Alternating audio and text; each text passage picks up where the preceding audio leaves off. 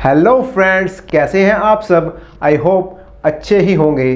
Friends, जिस तरह से आप हमारी हर एक कहानी को इतना प्यार दे रहे हैं और उसे इतना पसंद कर रहे हैं, उसके लिए मैं आपका बहुत ही धन्यवाद देना चाहता हूं। आप आगे भी हमें इसी तरह से सहयोग करते रहिए और हम आपके लिए इसी तरह की इंटरेस्टिंग और मज़ेदार कहानियां लाते रहेंगे।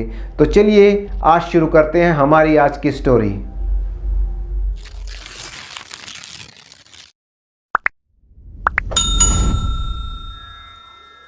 पुराने समय की बात है। रगड़ू नाम का एक चोर था। रगड़ू को बस चोरी चकारी और ठगी का ही काम पसंद था। मेहनत करना और इज्जत की रोटी खाना तो कभी उसने सोचा ही नहीं था। रगड़ू के साथ एक समस्या और थी, और वो ये कि अपने चोरी के काम के कारण उसे अपना ठिकाना बदलना पड़ता था। जिस भी गांव में वो रहना शुरू करता, कुछ ही दिनों में अपना भेद खुलने के डर से उसे वो गांव छोड़ना पड़ता था।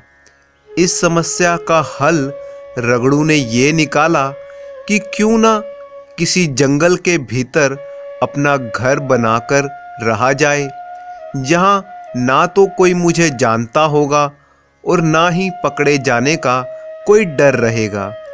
ये सोचकर रगड़ू चोर ने जंगल में अपना एक घर बना लिया। अब उसे बहुत आराम हो गया। वो आसपास के गांव में चोरी करता और जंगल में जाकर छिप जाता था। एक दिन रगड़ू ने सोचा कि आज जंगल के नज़दीक से गुजरने वाली सड़क पर ही अपना कोई शिकार ढूंढा जाए। उस सड़क पर राहगीर बहुत ही कम गुजरते थे। अक्सर सुनसान ही रहती थी ये सड़क।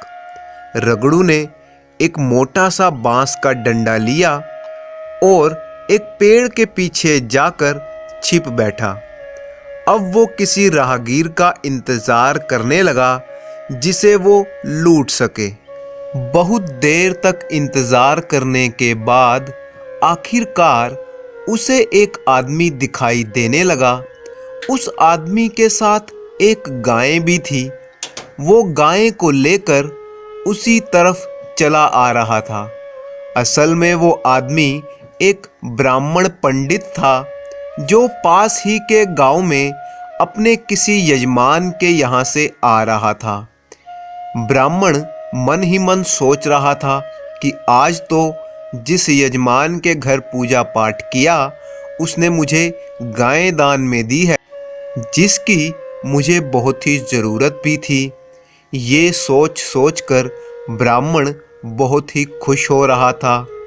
उसे क्या पता था कि एक मुसीबत आगे उसका इंतज़ार कर रही है। इधर रगड़ू भी मन ही मन बहुत खुश हो रहा था कि चलो आज का शिकार मिल ही गया। बस चंद ही मिनटों में मैं इस ब्राह्मण से गाय छीन लूँगा और 9-2-11 हो जाऊँगा।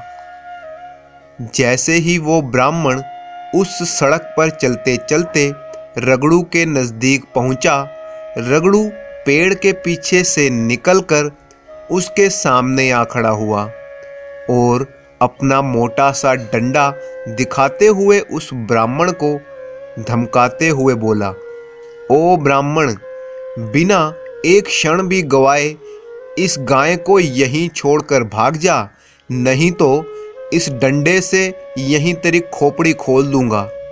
अचानक हुए इस हमले से ब्राह्मण घबरा गया।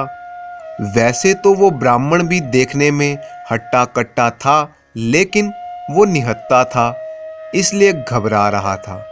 ब्राह्मण ने मन ही मन में सोचा कि अगर मैं इस चोर से हाथापाई करूंगा तो सच में ही ये मुझे अपने डंडे से घायल कर देगा।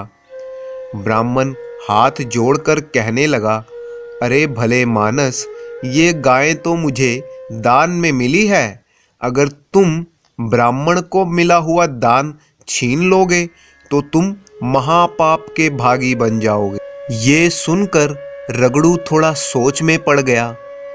तभी वो चतुर ब्राह्मण फिर से बोल पड़ा, उसने कहा, मेरे पास एक तरीका है जिससे ये गायें भी तुम ले जा सकते हो और तुम्हें महापाप भी नहीं लगेगा। रगड़ू ने खुश होते हुए कहा, अच्छा, भला कौन सा तरीका है ऐसा? ब्राह्मण ने कहा, तुम गायें छीनने की जगह मुझसे व्यापार कर लो। ये गायें तुम रख लो और इस गाय के बदले में मुझे भी कुछ दे दो। इस तरह से तुम पाप से बच जाओगे। ये सुनकर रगड़ू ने गुस्से में कहा, मेरे पास कुछ नहीं है तुम्हें देने के लिए। तब वो ब्राह्मण बोला, कुछ तो होगा, 1 आना 2 आने। रगड़ू ने कहा, नहीं। ब्राह्मण कुछ देर सोचने लगा, फिर मुस्कुराकर बोला, तो तुम मुझे ये अपना डंडा ही दे दो, इसके बदले में ये गाय ले लो। ये सुनकर रगड़ू खुश हो गया कि सिर्फ एक डंडे के बदले में गाय मिल जाएगी और महापाप भी नहीं लगेगा। वो झट से इस बात के लिए राजी हो गया। उसने डंडा ब्राह्मण को थमा दिया और ब्राह्मण ने गाय की रस्सी रगड़ू चोर को थमा दी। अब रगड़ू उस गाय को लेकर जाने लगा। अभी रगड़ू ने 2 कदम ही आगे बढ़ाए थे कि पीछे से ब्राह्मण ने आवाज लगाई, ए चोर कहीं के, रुक जा और छोड़ दे मेरी गाय, नहीं तो अभी के अभी इस डंडे से तेरी खोपड़ी खोल दूंगा। ये सुनकर रगड़ू रुक गया और सोचने लगा, बहुत ही चतुर ब्राह्मण निकला ये तो। अभी रगड़ू चोर कुछ सोच पाता, इससे पहले ही वो ब्राह्मण डंडा हाथ में लिए हुए और शोर मचाते हुए रगड़ू को मारने के लिए दौड़ा।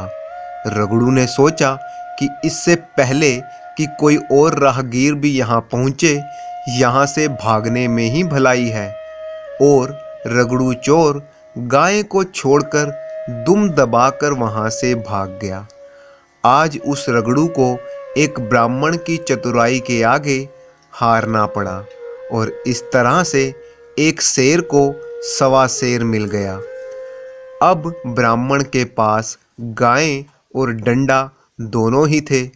वो निश्चिंत होकर अपने घर की तरफ चला गया। दोस्तों, इसी तरह की इंटरेस्टिंग स्टोरीज देखने के लिए चैनल को सब्सक्राइब कर लीजिए और वीडियो को लाइक करना मत भूलिएगा। और इसी तरह की एक मज़ेदार कहानी आपकी मोबाइल स्क्रीन पर दिखाई दे रही है। इसे टच करें और कहानी का आनंद लें। Thank you for watching.